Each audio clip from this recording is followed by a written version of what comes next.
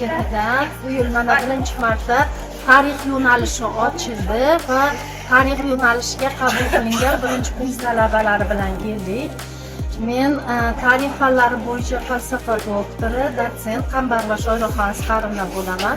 Qo'qon davlat universitetida ishlagan paytimda ham talabalar bilan bir necha marta Axsikent ziyoratiga kelgan edik.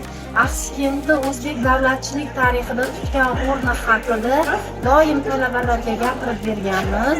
Men bu safar kelganimda bu obyektdagi o'zgarishlardan juda ham xursand bo'ldim. Avvalo ana shunday tarixiy obidalarga e'tibor berayotganligi uchun, o'lkamiz tarixini uzoq yillar saqlanib, kelajak avlodga beziyon, bezarar yetib borishiga bee'tibor bo'lmaganliklari uchun yurtboshimiz So'yevga juda katta minnatdorchilik bildiraman va bevosita mana shu yerda arxeologik tadqiqotlarni olib borayotgan arxeolog olimlarga mashaqqatli mehnatlarida yana yangi ilmiy zafarlarni qo'lga kirishlarini tilayman. Axsikent bizning tariximizning durdonasi. Uni avaylab asrashimiz kerak.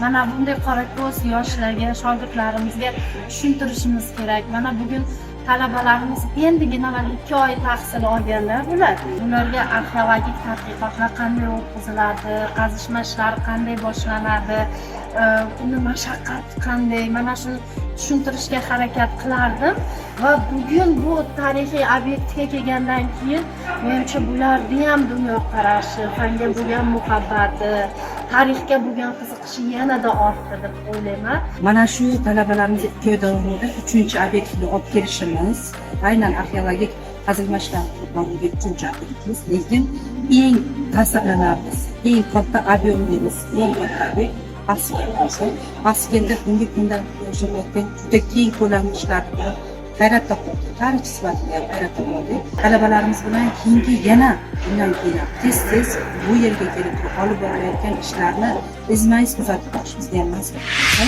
va talabalarimizni vatanimiz tarixiga bo'lgan qiziqishlarini yanada oshirishga zavq agar mana shu tadqiqotlar jarayonida qanaqa ko'mak kerak bo'lsa, biz tayyormiz. Talabalarimiz bilan har doim mana shu tarixiy obyektlar uchun yordamimizni ayabimiz.